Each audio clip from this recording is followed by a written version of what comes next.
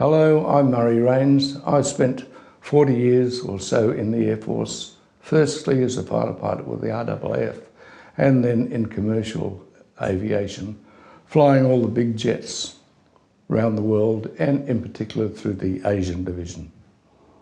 I'd like to talk about the disastrous search for the wreckage of Malaysian Flight 370. One of the first things Mahathir Mohamad did on coming to power was to shut down the search for the wreckage of Malaysian Flight 370. After 4 years of inept management by the Najib government, the search was going nowhere, and it was time to set back and take stock. Here, I make no guesses, offer no conspiracy theories, only facts. To recap, the flight got airborne out of Kuala Lumpur shortly after midnight, and 40 minutes into a 5 3/4 hour flight plan to Beijing, it went rogue. Turned west and was tracked by Air Force radar across the Malay Peninsula before disappearing off their screens 200 miles northwest of Penang, heading further north into the Bay of Bengal. Nothing then but silent darkness for 6 hours when a report from the Maldives island of Kuta Huvadu stated that their morning had been shattered at 6:15, that's 8:15 Malay time, by a large twin-jet aeroplane at very low level. One chap saying he could identify the outline of the passenger entry door, that's almost low enough to be knocking coconuts out of the trees. One pass and it disappeared over the horizon to the southeast.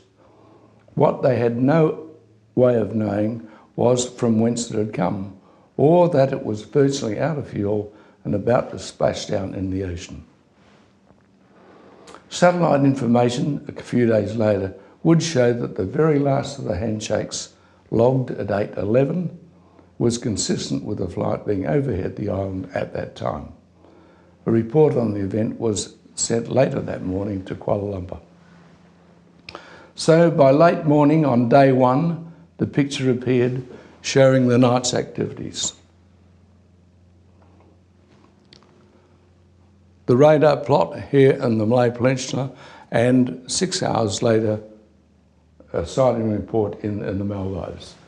It all went for nothing, however, as amazingly there was no phone link between the Air Force and the Civil Aviation Authority, and it was a further 2 whole days before they got their act together and conferred on the matter. And by this time, the Maldives sighting had been rejected as a bogus report, and the connection was lost. Now, everything about that sighting report shouts authenticity. There was no way the islanders could have been aware that an aeroplane was missing in the area, and the synchronicity of the report timing, considering the short timeline between the possible arrival in that area and a subsequent plunge into the ocean, is too compelling by far to raise any doubts. Did they read the report, or did they just go back to sleep? On day 5, the search team receives a message that a satellite had recorded the crew's last radio call made here and had presented it as a line of probability through that position. Now, this released the statement, this is a line of probability and there is a probability that the wreckage will be found somewhere along this line. That is absolutely pathetic. It is wrong, 100% wrong.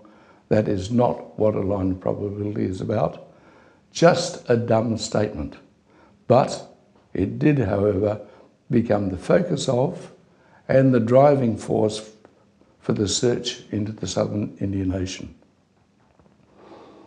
Undeterred by the fact that such a ridiculous idea could not be supported by even the most tenuous evidence, the search team set about to manufacture their own. The matrix of make-believe handshakes and aircraft tracks to somehow confect a final route to the site of the imagined splashdown is as fanciful as it is hypothetical as it is rubbish. But it did lead to a hole in the ocean into which countless hundreds of millions of dollars of other people's money have been dumped to finance nothing more than a survey of the ocean floor. There is not one skerrick of evidence to suggest that the flight ever ventured south of the equator. Not one.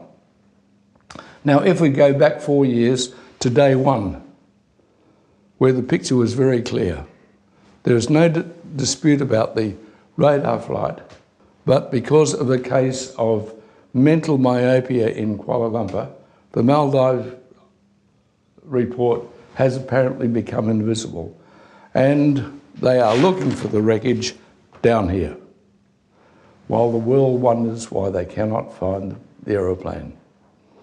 The wreckage, it seems, is destined to remain undisturbed on the ocean floor 50 or so miles south of Kuta until either the report is back on the table or the search team is replaced by one more in tune with the world aviation. It's been like spending 4 years looking after a cat, while all the time wondering why it won't bark. It's not a cat, but the search program is a dog. And finally, instead of leaning on their neighbours for financial and technical support, it is high time for the Malaysian government to jack its collective arse into gear and haul itself into the 20th century. This is Professor Murray Rains in Bunbury, Western Australia, reporting for himself.